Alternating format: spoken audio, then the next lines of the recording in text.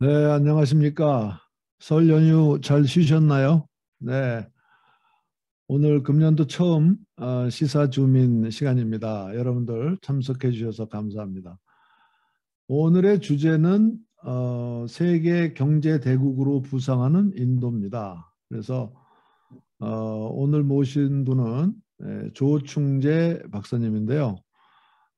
소개가 다 나가서 자세한 소개는 안 하겠습니다만 한마디로 말씀드리면은 한국의 최고의 인도 경제 전문가다 이렇게 말씀드릴 수 있겠습니다. 조 박사님은 뭐 평생 인도 경제를 연구하셨다고 해도 과언이 아니고요. 이제 특히 작년 11월 초에 KF가 처음으로 인도 뉴델리에 사무실을 냈습니다. 제가 알기로는 KF가 이제 미국하고 미국 워싱턴과 중국 베이징에 사무실이 있는데 이번에 연계 이제 세 번째로 열었는데 이제 초대 소장으로 부임하셔가지고 지금 몇 달 되셨습니다. 거기 가시기 전에는 키예프의 대외경제정책연구원이죠. 키예프가 세계 지역 연구센터 소장도 하셨고요. 대외 전략위원장도 하셨고 뭐 저하고도 몇 번 같이 인도에 갔었습니다만은 이렇게 오랜만에 온라인으로나마 뵙게 돼서 반갑습니다. 조 박사님 반갑습니다. 예, 반갑습니다, 원장님. 예, 네, 그 사실 요즘에 인도 경제가 엄청 뜨는 것 같아요. 네, 그래서 최근에 그 OECD에서 발표된 자료를 보니까 어, 금년과 내년에 G20 국가 중에서 가장 경제 성장률이 빠를 걸로 그렇게 전망을 했더라고요. 여기 지금 그림에 보이시는지 모르겠는데, 네, 보입니다. 네, 어, 네, 그 작년에는 아마 유가 상승 때문에 사우디아라비아가 경제 성장률이 제일 높았는데, 이제 금년과 내년에는 G20 국가 중에서 인도가 1등으로 6%대 성장을 전망하고 있고요. 그리고 지난 12월 15일인가 그 나온 일본의 그 경제연구센터에서 아시아 경제 중기 예측이라는 것이 나왔는데 거기 보시면 지금 그래프에 보시나요? 그 네, 빨간색이 인도 경제고요. 이건 경제 규모가 되겠습니다. 저걸로 봐서는 지금 한 4조 달러 정도 되는 것 같은데 2025년에 일본 파란색이 일본입니다. 일본 경제 규모를 제치고 세계 3위 경제가 된다는 겁니다. 그래서 2년 후에 인도 경제가 세계 3위의 경제 대국이 된다라는 게 이제 일본 경제연구센터의 전망이거든요. 그래서 놀라운 일이라고 생각합니다, 사실은. 그래서 저희는 그동안에는 인도와 브라질은 항상 잠재력은 항상 대단하지만 항상 그 기대에 못 미쳤는데 경제 성장이 브라질은 여전히 그런 것 같습니다만 인도는 완전히 달라진 것 같습니다. 그래서 첫 번째 제 질문입니다.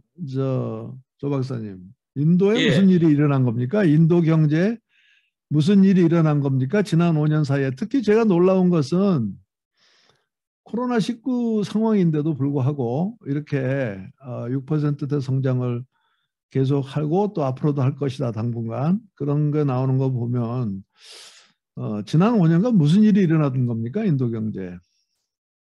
네. 먼저 뭐 하여튼 이렇게 좋은 자리 초대해 주시고 또 이렇게 귀한 분들하고 이렇게 소통할 수 있는 기회를 주셔서 감사합니다. 다들 새해 복 많이 받으시고요. 예. 조금 전에 원장님 말씀하셨습니다만, 지금 특히 이제 세계 경제가 이렇게 둔화 국면에서 특히 오래되면은 뭐 침체 국면으로까지 갈 수 있다. 이런 이야기가 계속 나오고 있죠. 이런 상황에서 지금 인도 경제에서는 제가 지금 실제로 현장에 나와 있으면서 언론 보도라든지 각종 데이터 같은 거를 봐도 그렇고요. 이 긍정적인 사인들이 오히려 지금 많이 나오고 있는 것입니다. 인도는 그 회계연도가 3월 말로 끝나거든요. 4월 1일부터 시작해서. 그래서 지난해 말까지만 하더라도 여기 중앙은행이 연초에서는 그러니까 지난해 성장률이죠. 한 7% 가능하겠다 했지만은 지난해 하반기부터 이 뭐 러시아 우크라이나 전쟁 문제라든지 뭐 여러 가지 인플레 압력 문제 때문에 금리 인상을 급격하게 하고 하니까 인도도 금리 인상을 많이 했거든요. 2.25% 5번이나 인상을 했고 해서 성장률을 조금 낮게 조정했습니다. 6.8%. 근데 이제 지금 해가 바뀌고 1월 달에 여기에 또 통계청이 매달 분기별 성장률을 예측해서 내고 작년도 경제 성장률이 지금 아직은 추정치죠. 몇 네네네네. 퍼센트로 나와 있습니까? 작년도 경제 성장률. 당초 중앙은행이 6.8% 네, 전망했다가 네, 지금 최근에 1월 달에 통계청이 다시 네. 전망하기로는 7% 안착할 것이다. 이렇게 7%. 오히려 예, 7%. 그래 되면 네. 아까 말씀드렸듯이 중국이 음, 지금 4분기 나오면서 거의 3% 정도로 추정되는데 중국보다 2배 이상 성장률이 음, 높아지게 되고요. 네. 저희들도 인도 경제 전망을 뭐 합니다만 11월 달에 상당히 보수적으로 IMF가 한 6.1% 올해 음, 보고 있는데 우리는 한 5.9% 정도 조금 더 보수적으로 봤거든요. 근데 이게 지금 산업 해보니까 올해 6.5% 가능할 것이다가 대세로 음, 나옵니다. 그래서 음, 이게 뭐 꼭 지켜질지 안 지켜질지는 지켜봐야 되겠지만 어쨌든 상당히 경기 상황이 좋은 것입니다. 그래서 음. 뭐 이런 게 반영돼서 그러는지 지난해 말에 12월 초에 여기에 센섹스하고 니프티가 대표적인 주가 지수인데 신고점을 다 갱신을 했어요. 뭐 센섹스 같은 경우는 6만 3천 지수를 돌파를 했습니다. 그리고 또 올 초에 뭐 이 문바이 정권가에 이 설문조사를 해보면 거의 60% 이상이 올해 센섹스가 뭐 글로벌리 보니까 제가 주가 전망이 별로 안 좋은데 센섹스가 거의 6만 5천에서 7만 대 정도 수준. 그러니까 지난해 제가 말씀드렸듯이 6만 3천 정도 최고점을 찍었는데 올해는 거의 7만까지 갈 수도 있겠다고 하는 게 대세입니다. 60%, 58% 정도 전망이 나옵니다. 근데 좀 심하게 말하면은 세계 경제 모든 나라가 이제 둔화 국면, 뭐 침체 국면으로 가야 되는 어떤 이런 걱정을 하고 있는데 인도만 어떻게 보면은 나홀로 이제 선방을 하고 있다 이렇게 할 수 있는데요. 뭐 이런 원인들 아까 원장님 질문하셨지만 뭐가 있을까를 보면 일단 구조적으로 경제 구조적으로 이 세계 경기가 둔화되거나 나빠질 때 영향을 작게 받을 수밖에 없는 구조를 갖고 있습니다. 그러니까 일단 국내 소비 비중이 GDP에 차지하는 비중이 압도적입니다. 뭐 거의 60% 정도 되거든요. 그리고 투자 비중이 한 32% 되고 뭐 정부 지출은 한 12% 미만입니다. 최근 데이터 기준으로 하면. 수출보다도 수입을 여전히 많이 하고 있기 때문에 뭐 순수출 개념으로 하면 오히려 한 4%입니다. 마이너스 4%예요. 그러니까 국내 수요만 꾸준히 안정적으로 관리가 되면은 그리고 요즘 또 아까 말씀드렸듯이 코로나 리오픈 이후에 뭐 소비나 투자가 견조한 상황이거든요. 그러니까 성장률이 다른 나라보다는 유리하게 안정적으로 나올 수 있는 그런 상황입니다. 근데 사실은 코로나만 없었으면은 지난 2020년이 이미 영국을 뭐 제치고 인도가 최근에 지금 이야기되면 영국을 제쳤다는 이야기가 2020년쯤에 나왔을 건데 사실 코로나 때문에 인도도 마이너스 성장을 하고 하면서 그 기회를 잃었는데요. 지금 G4가 바로 앞에 독일이 있는데 뭐 일본은 조금 두고라도 G4가 독일이 있는데 독일하고 인도하고의 지난 2021년 명목 GDP 차이가 한 7천억 달러 정도밖에 안 됩니다. 근데 지금 독일이 지금 지난해 성장률이 마이너스로 추정될 수도 있고 겨우 플러스를 유지할 수 있는 것 같고 어쩌면 올해 또 마이너스 가버리고 인도는 아까 말씀드렸듯이 7% 정도 성장하고 올해 6.5% 선방하고 물론 이제 환율의 문제가 있겠지만은 이 환율 문제만 특히 크게 문제가 없으면은 어쩌면은 올해 말이 지나면은 내년부터는 인도가 바로 또 G4가 될 수 있는 거고요. 아까 원장이 말씀하셨지만 이게 G4, G3는 시간의 문제인 거고요. 뭐 과거에 브릭스 그 골드만삭스가 예측한 그것도 이렇게 한번 보시면 되겠지만 오히려 그 예측 시기보다는 인도 케이스는 좀 더 빨라지고 있는 건 사실인 것 같습니다. 그리고 또 하나 네. 지금 유리하게 돌아가고 있는 상황이 뭐 지금도 그랬고 앞으로도 당분간 그렇겠지만 인도 경제를 볼 때 인도 경제의 가장 큰 외생 변수 와일드 카드라고 할 수 있는 게 소위 말하면 국제 유가하고 농업 생산입니다. 근데 이게 농업 생산이라는 것은 사실 뭐 기후 여건에 달려 있어요. 몬순 기간에 비가 얼마나 충분히 내려오느냐, 오느냐, 마느냐거든요. 그 농업이 전체 GDP에서 한 14%, 5%밖에 차지는 안 하지만 실제로 농촌 인구 이제 통계에 의하면 농촌 지역의 인구가 58%인데 제가 추정해 보면 대략 직간접적으로 농촌에 의존해야 하는 인구로 하면 거의 한 65% 정도는 봐야 됩니다, 여전히. 그렇기 때문에 몬순기후 상황에 비가 충분히 내려야지 농업 생산이 충분히 되고 그 농업 생산이 충분히 돼야지 한 65% 되는 인도의 인구가 구매력이 생깁니다. 그러면 이 구매력을 가지고 이제 공산품 수요 같은 걸 하겠죠. 그래서 전체적으로 경기가 뒷받침되고 좀 더 좋아지는 이런 현상이 계속 반복이 되는데 그래서 심지어 이제 문바이 정권가의 그 보너스가 몬순 기간에 이게 강우량이 얼마나 되느냐에 달려 있다. 뭐 이런 이야기가 옛날부터 내려오는 게 바로 그런 이야기입니다. 근데 사실 이거보다도 더 직접적이고 민감한 것이 실제로 국제 유가입니다. 왜냐하면은 인도가 원유 자금률이 20% 미만이거든요. 그러니까 80% 이상을 다 수입을 해 들어와야 되고 이미 지금 가솔린, 그다음에 디젤유, LPG, 액화가스 같은 경우는 이제 아직도 서민이 많이 쓰고 등유 부분이 있기 때문에 여기는 보조금이 좀 남아 있습니다만 가솔린하고 디젤은 아예 보조금을 이미 진작에 다 없앴습니다. 그러니까 다시 말씀드리면 국제유가가 올라가면은 바로 시장에 반영이 되거든요. 지금도 델리 시내에 휘발유 1리터가 보면 여기 한 96, 7루피입니다. 우리 돈으로 하면 거의 한 리터당 한 1,500원 정도 나오는 겁니다. 그래서 여전히 높은 비슷하네요. 국제유가가 반영돼 있기는 합니다. 비슷합니다. 그래서 국제유가는 무조건 올라가면은 국내 물가 상승이 되고 자연스럽게 좀 구매력이 약화되고 뭐 경기가 음, 위축되는 현상 이런 것들이 됐는데 네, 제가 지금 네. 말씀드리고 싶은 거는 이제 미리 예측이 되시겠지만 지금 러시아 우크라이나 전쟁 때문에 국제유가가 많이 올라갔고 우리나라가 지난해 무역 적자가 엄청나게 커진 것도 뭐 국제유가의 부분인데 이 부분에서 지금 인도가 엄청난 이익을 보고 있습니다. 지난 러시아에서 얼마나 싸게 들여와요? 그 이제 좋은 질문이신데요. 바로 말씀드리면은 지난 11월 달 평균이 음, 한 49달러 정도였다고 와, 보도가 되고 있거든요. 그러니까 이제 어, 이미 뭐 지금 뭐 G3들이 합의한 60달러 이상 이하는 뭐 안 음, 안 된다고 음, 했던 이거는 의미가 없는 거고요. 어. 지금 실제로 두바이유를 인도가 계속 의존해 왔기 때문에 거의 한 81, 2불이거든요. 아니, 잠깐만요. 조 박사님. 그러니까 인도의 총 원유 수입 중에 네. 러시아 공급분이 몇 프로나 돼요? 지금 제가 그래서 조금 전에 말씀드렸듯이 러시아 우크라이나 전쟁 전에 그러니까 2011년 데이터를 보면은 한 네, 25억 불 정도 수입을 했습니다. 네. 그러니까 나라 수입 원유 수입 국가를 보면 한 9위 정도거든요.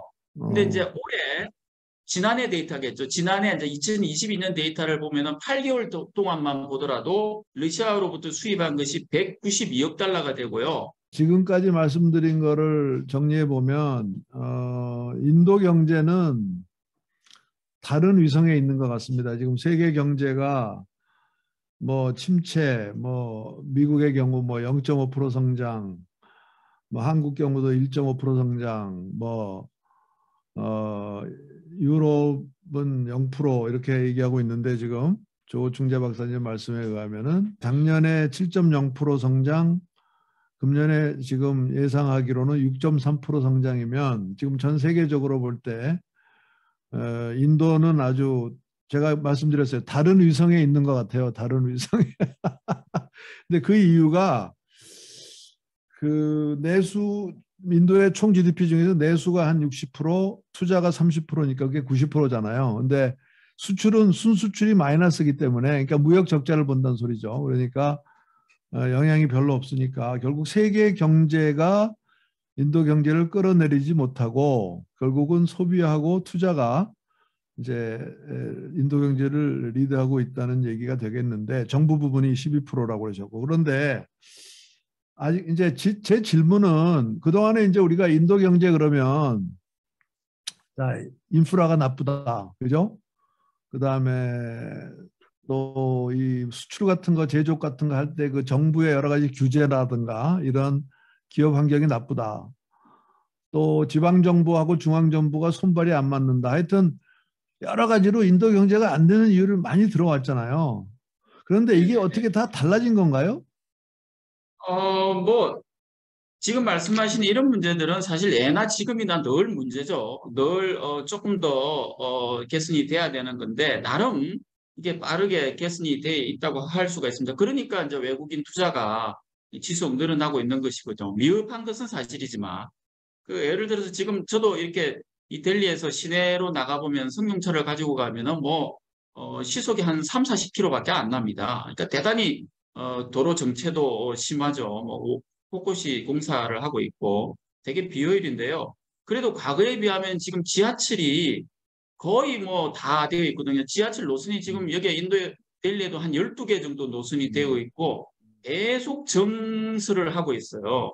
그리고 이게 뭐 고가도로나 다리 같은 것들 이런 것들이 계속 만들어지고 있고 지금 모디 총리는 뭐 연일 인도 전역을 돌아다니면서 대규모 고속도로라든지 철도, 뭐 공항 이런 어떤 그 준공식 이런 것들에 참여를 하고 있습니다. 전력도 좀 이제 뭐 지역마다 다를 수 있지만 저희 사무실 지금 오픈한 지가 한 2달 좀 넘었습니다만 단전이 된 적이 없어요.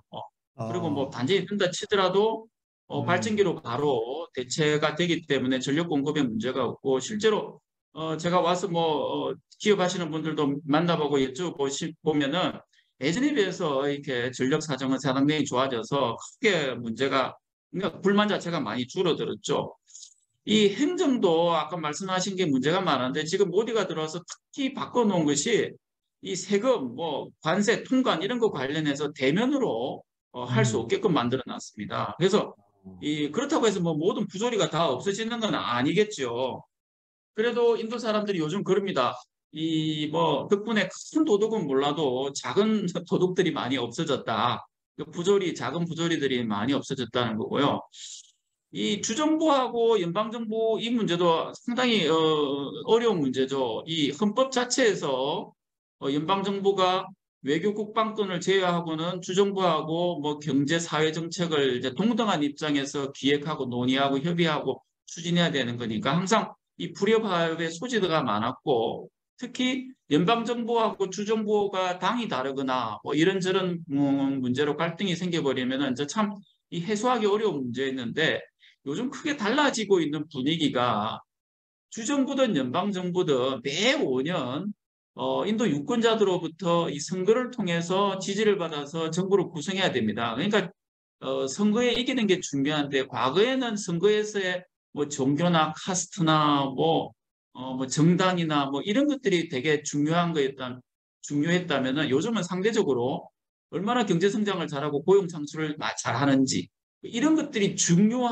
아주 중요한 요인이 되어버렸어요. 이 모디 총리라는 사람이 대표적인 케이스거든요. 말씀을 들으니까 지하철, 공항, 도로, 전력, 항만 이런 물리적인 인프라도 엄청 좋아지고 모디 네, 총리가 네. 몇 년 집권한 지 얼마나 됐죠? 지금 두 번째 집권을 하고 있습니다. 2014년부터 집권해 가서 2019년에 재집권해서 다시 지금 추가로 또 지금 5년을 하고 있고요. 그러니까 9년 됐네요. 2024년에 9년. 선거를 할 겁니다. 네, 네, 네, 그러니까 오래 하네요. 그러니까 네, 잘하니까 오래 하네. 그러니까 네, 이 물리적인 인프라 뭐 교류 그러니까 사회 인프라도 좋아졌고 행정도 좋아졌고 통관이라든가 그리고 정부 지방 정부도 어떻게 보면 선거를 통해서 당선돼야 되기 때문에 그 제대로 하지 않으면 안 되는 이제 그런 게 있는 거죠. 세 번째 질문 드릴게요. 네. 그러니까 비즈니스 하기 훨씬 좋은 환경이 됐다. 한마디로 얘기하면 이렇게 얘기할 수가 있고 지난 한 10년 동안에 모디 집권한 지 한 9년 됐는데 비즈니스에 필요한 물리적인 인프라, 행정적인 인프라 이런 것이 많이 좋아졌다는데 그러면 사실 인도가 어려웠던 게 제조업이 제대로 안 됐었잖아요, 과거에.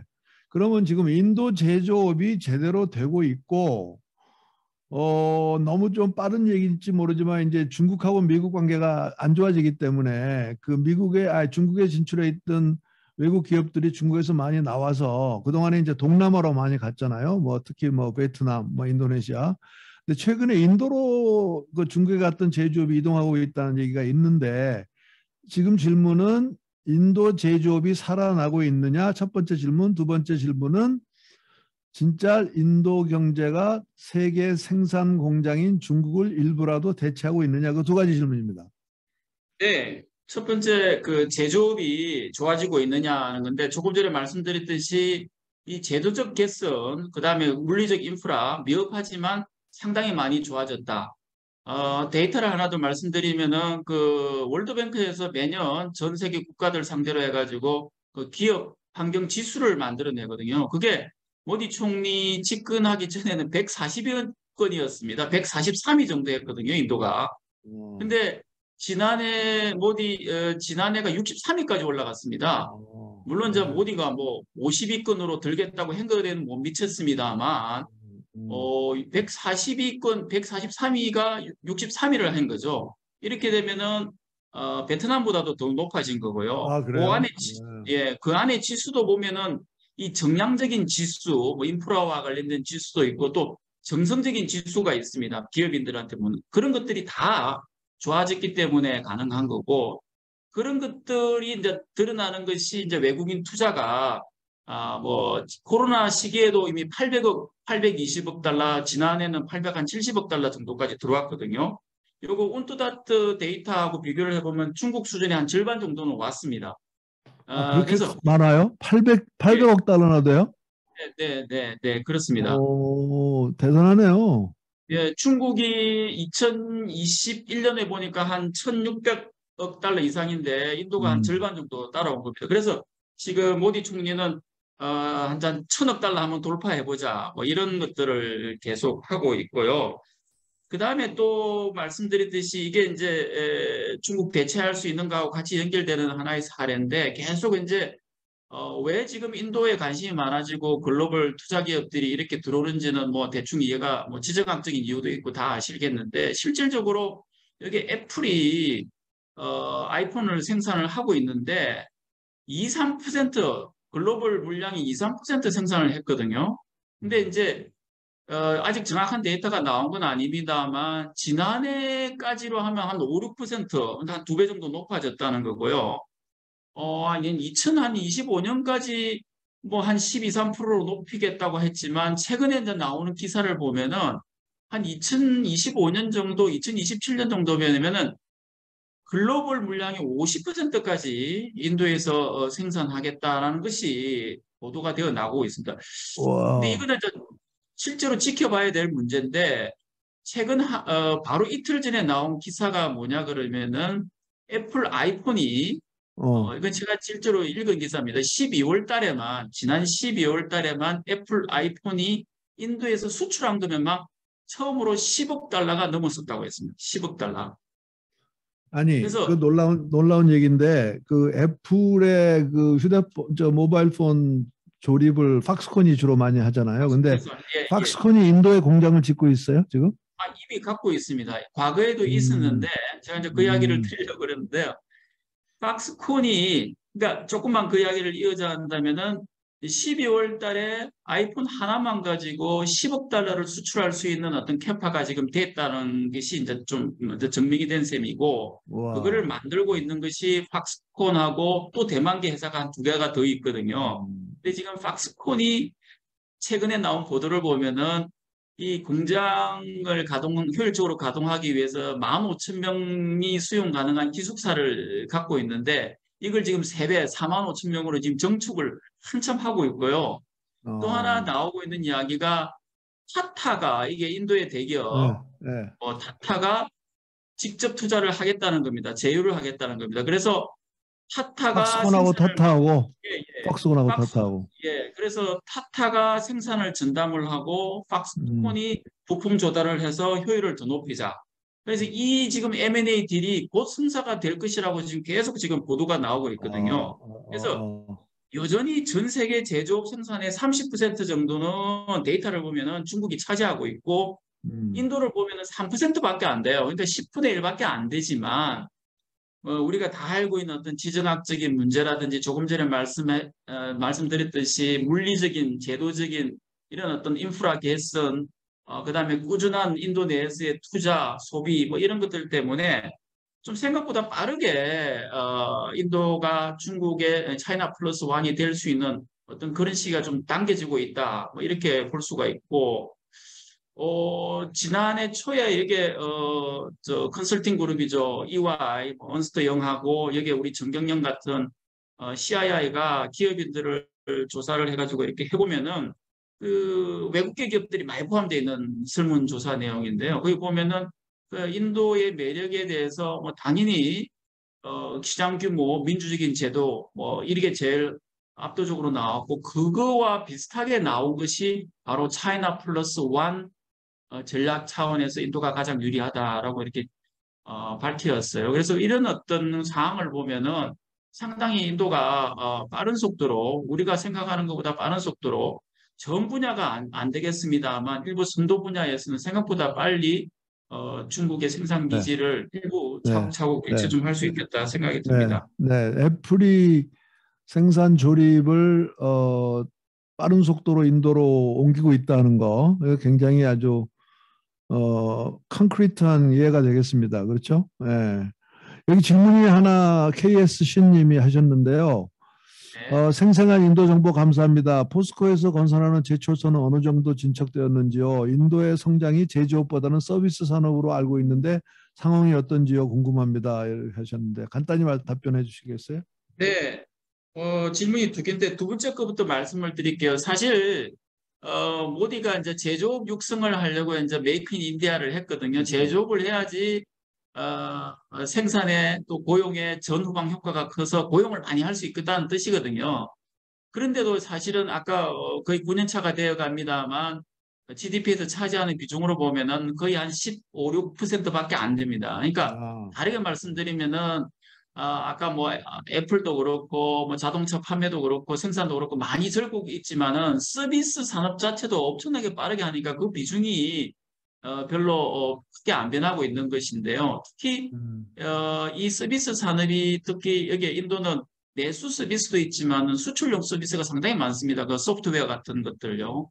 이게 그렇죠. 지금 지난해 3천억 달러 수출을 했어요. 그래서 인도같이 이런 개도국에서 이런 하이테크 나름대로 고부가 가치 서비스 수출하는 나라가 상당히 특이한 나라입니다. 그래서 저희들이 이런 부분에 좀 더 협력도 강화해야 됩니다. 그래서 맞는 말씀이십니다. 이게 제조업 캐파와 생산이 빠르게 늘지만 그만큼 이 경쟁력이 있는 서비스 산업이 계속 빨리 크고 있기 때문에 음, 당분간은 제조업이 음, 서비스를 좀 압도하기는 좀 어렵고 그래서 비중은 커지지 않을 겁니다. 하지만 아까 말씀드렸듯이 음, 제조업 캐파가 계속 빠르게 늘고 있는 건 사실입니다. 이 포스코의 그 제철소 이슈는 상당히 좀 오래된 이슈이기도 하고 이제는 조금 정리가 돼버린 건데요. 이게 이제 연방정부 차원에서 포스코 제철소 일간 제철소를 오디샤에 짓는 것을 환영을 했고 당시에는 뭐 12억 달러 프로젝트였죠. 그런데 어쨌든 오디샤 프로젝트가 지금은 추진이 안 되는 상태입니다. 뭐 오디샤 정부가 그 주민들의 의견이나 이런 것들, 뭐 환경평가 이런 것들을 다 고려를 해서 승인을 해주고 추진을 했어야 되는데 이게 뭐 정확하게 따지고 보면 제가 또 드릴 말씀이 있습니다만 어쨌든 지금은 포스코가 더 이상 이 프로젝트는 음, 추진을 하지 않고요. 지금 다른 쪽에서 제철 후공정 쪽은 이미 공장을 음, 4개 정도 운영을 하고 네. 있고요. 뭐 제가 만약에 시간이 더 된다면 몰라도 포스코가 만약에 그 삼성이나 LG나 현대나처럼 민간 섹터였으면 아마 이미 음. 제출소가 운영이 되고 있지 않았을까 하는 그런 생각을 합니다. 네. 네. 포스코 오데사 프로젝트는 뭐 굉장히 오래됐는데 그 이제 종합제철 공장 그거는 포기했고 그죠? 끝났고 네. 다운스트림 쪽으로 예, 공장이 몇 개 예. 있다는 말씀인데 지금 방금 언급하셨습니다만은 이제 인도 시장 그러면은 90년대에 진출했던 현대차, LG전자, 삼성전자가 이제 완전히 자리 잡고 있고 특히 현대자동차 같은 경우는 인도에서 뭐 거의 인도 기업 같은 그런 위치로 알고 있습니다만은 이러한 그 90년대에 진출한 한국의 대기업 말고 최근에 한국 기업들이 어느 정도 진출하고 있는지 좀 궁금합니다. 왜냐하면 아까 저는 깜짝 놀랐는데요. 그 1년에 외국인 직접 투자가 뭐 700억 불, 800억 불 들어온다고 그러는데 한국 회사들은 진출은 어떻습니까, 지금? 네, 아유, 뭐, 아주 제가 좀 강조하고 싶은 부분을 질문해 주셨습니다. 아, 참 안타깝습니다. 결론적으로 말하면은 저희들의 그 한국의 기업 진출이 상당히 취약하다, 열악하다 이렇게 할 수가 있습니다. 어, 이게 이제 인도에서 내는 데이터하고 우리 수출입은행에서 실제로 우리 국경을 넘어서 인도로 들어가는 신규 자금으로 들어가는 것을 데이터로 잡는 외국인 투자하고 이렇게 데이터가 다릅니다만 인도에서 만들어 놓은 데이터 기준으로 보면은 우리나라가 인도에 들어간 외국인 투자 금액이 60억 달러가 채 되지가 않습니다. 1년에요? 일본이 거의 예, 예, 이때까지 누적입니다. 누적. 누적이. 예, 누적입니다. 예, 누적이. 예, 그렇고 뭐 일본의 경우는 거의 한 390억 달러 정도. 그러니까 우리가 음, 일본보다도 상당히 적게 들어가 있습니다. 지난 2018년에 보면은 우리 저 수출입은행 데이터 기준으로 보면은 한 처음으로 우리나라 외국인 투자가 한 10억 달러 정도 돌파했는데 그게 이제 2016년 17에 사드 문제가 있고 또 이 기아 자동차가 SUV 공장을 크게 하면서 이제 투자 프로젝트가 좀 크면서 그렇게 됐는데 뭐 최근에는 그렇게 금액적으로 많이 높이 나오지는 않습니다. 아까 제가 모두에 말씀드렸듯이 이 관심이나 어떤 이런 것들이 많아져서 지금은 인도에 나와 있는 기업인들도 한국 기업들이 점차 지금 많이 올 분위기다. 뭐 이런 것들은 서로 공유를 하고 있는 상황입니다. 최근에 조금 아직까지. 네, 말씀하세요. 최근에 말씀하세요. 조금 네. 제가 눈에 띄는 어떤 투자 사례 같은 것들은 음, 그들 하나를 보면 소개를 해드리면은 미래에셋이 있습니다. 미래에셋이 사실 네. 2008년에 들어가서 음, 처음으로 이제 인도인을 상대로 해서 이 돈을 받아서 자산 운용을 사를 시작했는데 이게 지난해 기준으로 보면은 한 운영한 지 14년, 15년 채밖에 안 됐는데 수탁고가 21조 원입니다. 우리나라 돈으로. 네. 시작은 2천억 원에 했는데 거의 100배가 늘어난 거죠. 그리고 코로나 직전부터 단순 자산 운용만 하는 것이 아니라 종합 투자 회사로 이제 변환을 시켜서 뭐 부동산 대출도 하고요. 벤처 캐피탈도 하고 뭐 이렇게 하는데 또 최근에 보면은 인도의 그 물류센터에 직접 투자를 합니다. 뭐 다른 기업들하고 인도 현지 기업들하고 그리고 인도에 또 만들어지고 있는 데이터 센터에도 투자를 하고요. 제가 이 말씀을 드리는 거는 아까 원장님 말씀하셨지만 전통적으로 저희들이 뭐 강점이 있는 제조업 투자 어렵죠. 그린필드 음, 투자 뭐 이런 음, 것들도 많이 해야 되지만 이런 어떤 그 금융 섹터에서의 좀 선도적인 투자 이런 것들도 좀 해가고 또 이렇게 재무적 투자 같은 것들을 늘려나가면 이게 인도의 성장 기회에 빨리빨리 동참을 할 수 있고 단기에 많은 성과를 낼 수가 있는 게 많거든요. 또 하나는 네. M&A 투자 같은 것을 조금 더 적극적으로 해야 됩니다. 일본계 기업들도 M&A를 통해서 기업 제출을 음, 효율적으로 하고 있는데 우리 기업들이 참 소극적이거든요. 뭐 제가 업체가 인도의 그 M&A를 통해 가지고 제가 음, 회사 그다음에 뭐 아이스크림 회사를 인수해서 하고 있는데 성장성이 좋습니다. 예, 그래서 그린필드로 들어와서 뭐 아주 오랜 시간 축적해서 하는 것도 뭐 나름대로 학습 효과도 생기고 또 추가 진출할 때는 상당히 힘이 됩니다만 경우에 따라서는 이 M&A를 통한 어떤 진출 이런 것을 적극적으로 활용하는 게 어떻게 보면 이렇게 아주 고성장하고 또 즉시에 빨리 들어갈 때는 좋은 엔트리 전략이기 때문에 이런 것들을 조금 더 적극적으로 활용하는 게 필요하겠다 이런 말씀을 드립니다.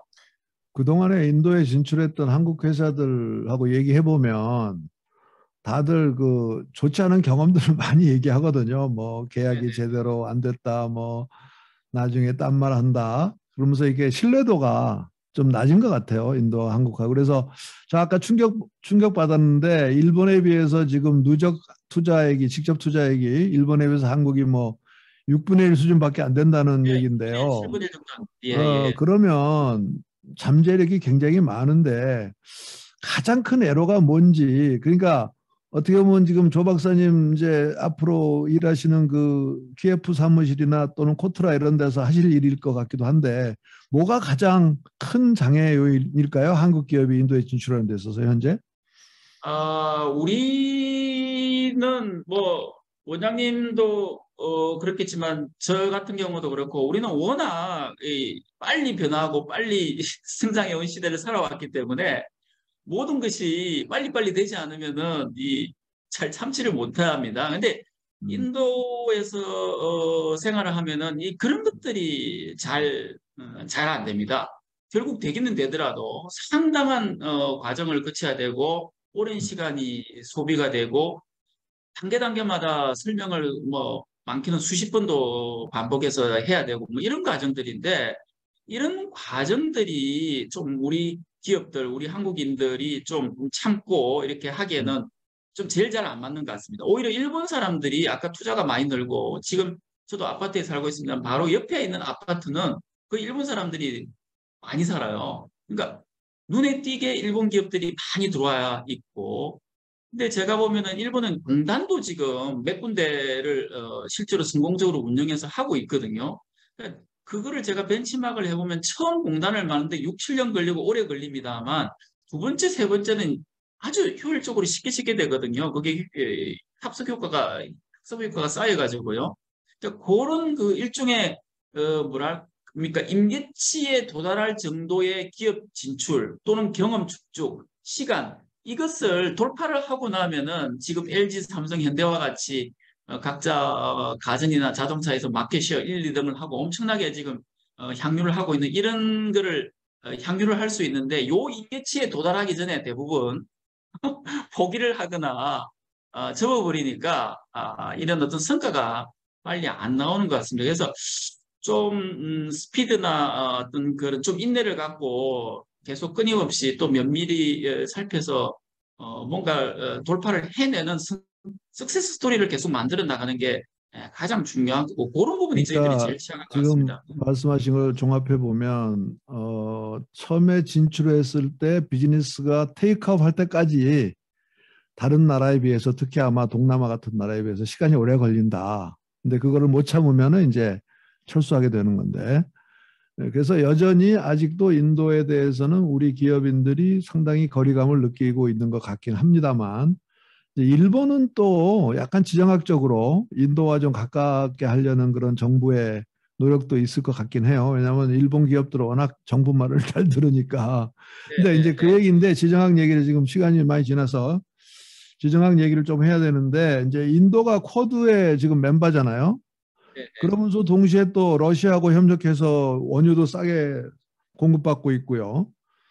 그렇게 볼 때 인도의 노선이 그러니까 이 미중 갈등에서 인도의 노선이 뭐고 또 최근에 보니까 뭐 인도가 뭐 글로벌 사우스라 그래가지고 개발도상국 전체를 모아서 회의도 하고 옛날 그 그룹 오브 77처럼 말이죠. 냉전 시대 뭐 그런 움직임도 있는 것 같아서 그 인도라는 나라가 자기 나라를 지정학적으로 어떻게 보고 있고 특히 그 미국, 일본, 호주하고 협력하는 쿼드 거기서 이게 좀 애매모호한 것 같은데요. 어떻게 볼 수 있을까요? 인도는 사실 독립 이후 지금까지도 그렇고 앞으로도 계속 그럴 것 같은데요. 일관되게 뭐 한마디로 말하면 독자적 노선입니다.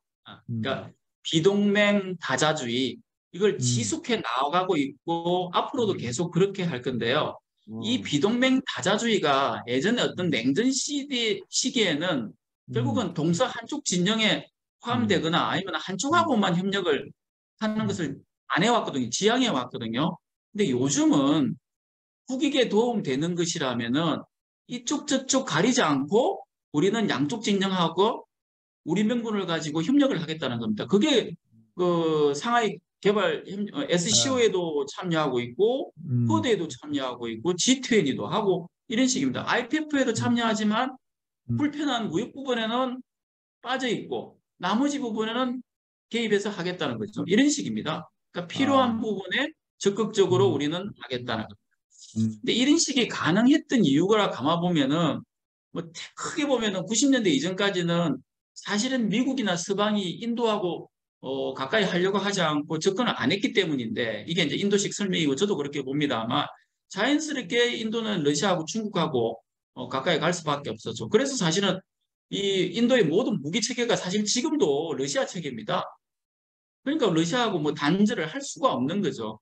그래서 90년대 이전까지는 미국이 안 봐주니까 자연스럽게 러시아하고 중국하고의 관계를 갖고 90년에 넘어오면서 인도가 교육개방하고 고성장하려고 그러니 일본이나 서방이나 이런 국가들하고 자본도 끌어야 되고 협력을 해야 되니까 자연스럽게 루기스트 정책을 하면서 서방하고 가까워졌고요. 근데 제가 강조드리고 싶은 건 아주 특징적인 것이 우리도 이렇게 이쪽과 이쪽 진영으로 이렇게 중점을 두는 음, 어떤 외교를 할 수 있습니다만 인도는 서쪽 진영으로 가면서도 이 동쪽 진영과의 협업 관계라든지 협업 체계를 지속적으로 유지하고 오히려 그쪽도 확대해 나갔거든요. 그러니까 시간이 지나고 보니까 이쪽 저쪽으로 이 전략적 공간이 다 넓혀져 있고 어떤 상황에서도 이쪽 저쪽과 관여하고 협력한 경험이 있기 때문에 다 가능한 것입니다. 이게 정말 참 부러운 부분입니다. 여기에다가 아까 말씀드렸듯이 인도는 자신들의 힘이 커질 때마다 자신들의 목소리는 물론이고 여기에다가 이 개도국들을 이제 끌어들여서 자신들의 목소리를 더 강하게 내거든요. 이게 뭐 겸손이라기보다는 제가 볼 때 결국은 인도에 계산된 전략이고 고도화된 외교 정책인데요. 이번에 G20 의장국 하면서도 뭐 G20가 뭐 세계 경제의 80%뭐 무역의 70%뭐 대표하지만 그 뒤에는 뭐 당연한 거지만 개도국이 있고 그래서 그 사람들의 말을 들어야 된다. 이런 것들을 명분으로 내세워서 아까 말씀하신 게 글로벌 사우스거든요. 120개 국가가 뭐 온라인으로 들어왔다고 하고 그리고 실제로 이 개도국들이 인도하고 입장 차이를 가져야 될 이유도 없고 그러지도 않을 것 같고 실제로 인도가 지난 코로나 사태에서도 보면은 뭐 아스트라제네카를 인도 내에서 생산할 뿐만 아니라 인도 지금 자체 개발된 백신이 두세 개가 FDA 승인을 받은 것들이 있거든요. 뭐 상온에서도 이동 가능하고 아주 유용한 겁니다. 이런 것들을 개도국에 많이 주고 있고 또 이런 걸 나름대로 디지털을 통해 가지고 상당히 빠른 식으로 회복하고 있기 때문에 개도국 입장에 지원도 많이 하지만 모범적입니다. 그래서 이것을 자연스럽게 대표하고 있고 개도국 입장에서도 좀 소위 말하는 늑대 외교, 전략 외교를 펼치는 또 하드 파워를 가시하는 중국보다는 인도가 훨씬 더 친숙하게 느껴지고 거리감이 없거든요. 그래서 서로 니즈를 잘 맞춰서 이걸 전략적으로 활용하는 것 같습니다. 그래서 이런 어떤 트렌드는 계속될 것이다. 이것도 참 우리가 부러운 부분입니다. 아, 예. 인도의 그 외교 노선은 굉장히 실용적, 실리적, 비동맹 다자주의다. 그러니까 꼭 뭐 어느 편편 드는 거 아니고 뭐 코드에도 끼고 뭐 상하이 네. 대화에도 끼고 하는 식으로 굉장히 유연하게 지금 대처하고 있고 그런 그렇죠. 뭐, 점에서 앞으로도 음, 아마 계속 그럴 텐데 아마 인도 규모가 이제 경제 규모가 더 커지면 더 이제 자신감을 가지고 독자적인 노선을 추구할 것 같네요. 네, 네, 그렇습니다. 더 중요한 나라가 될 것 같고 어떤 면에서는 중국을 그 카운터하는 그죠? 중국을 견제하는 아주 굉장히 중요한 나라가로 부상할 것 같습니다만은 마지막 제 질문은 마지막인데 그래서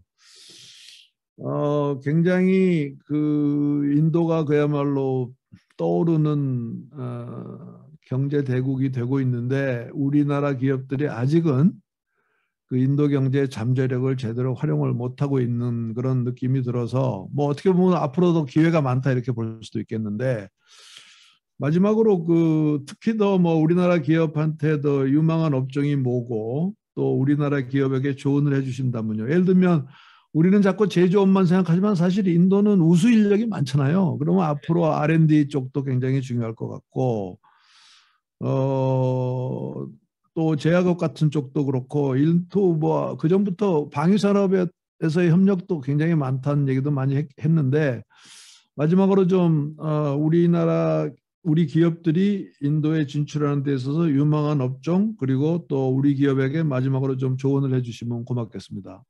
네, 이거 제가 뭐 이런 저런 데 가보면은 이제 주로 뭐 주식 시장에 어떤 좋은 업종 추천해달라는 거하고 따지고 보면 다르지 않은데요.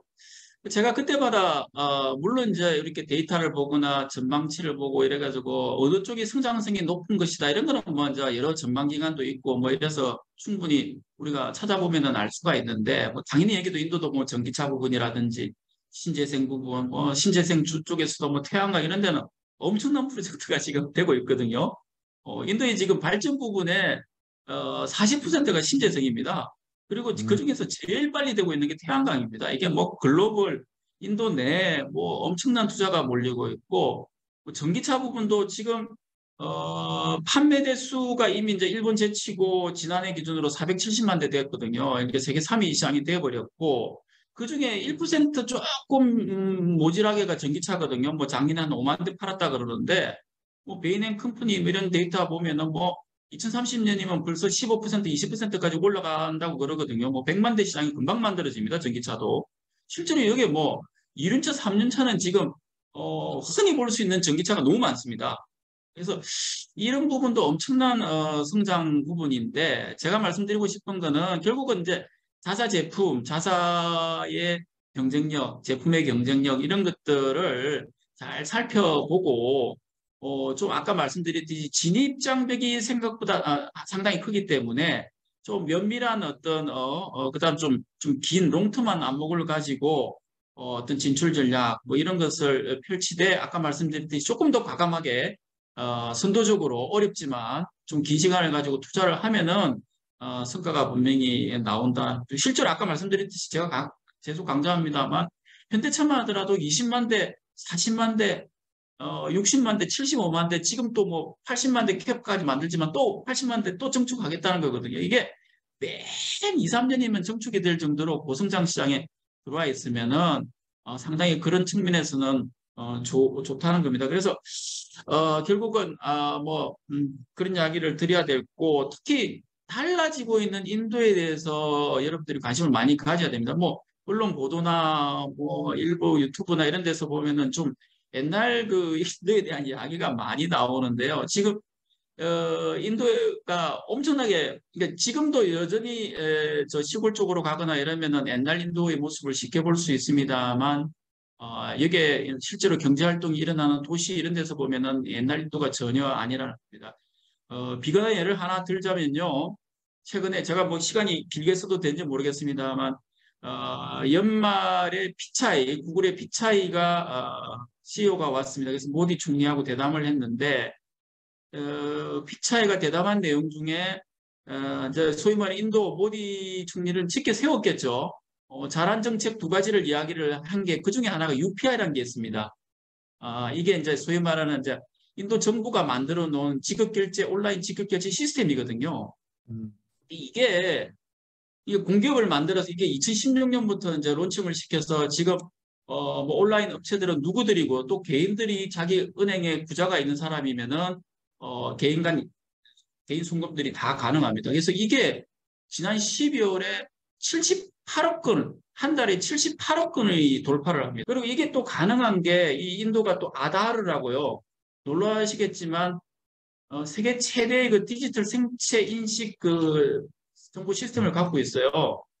이 눈 두 개 홍채하고 이 손가락 지문 10개하고 개인정보가 들어가 있는 우리 전자 주민등록증 같은 게 있기 때문에 인도 국민들 모두가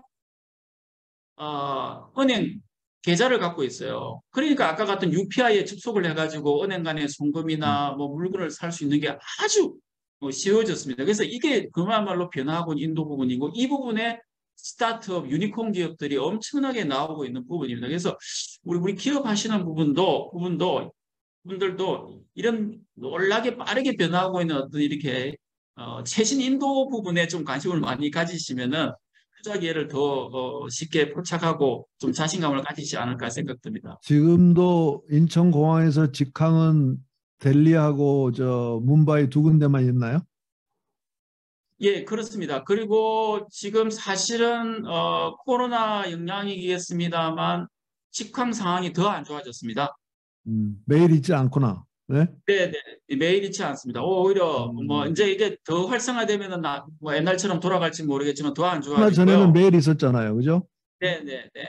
앞으로 더 늘어나겠네요. 하나, 더 하나 참 제가 우리 정부에도 이야기하고 그랬지만 더 안타까운 것이 음, 인도의 방갈로르라고 잘 아시죠? 뭐 인도의 네, 네. 실리콘밸리 이런 데는 일본은 한 3년 전부터 직항이 다네요.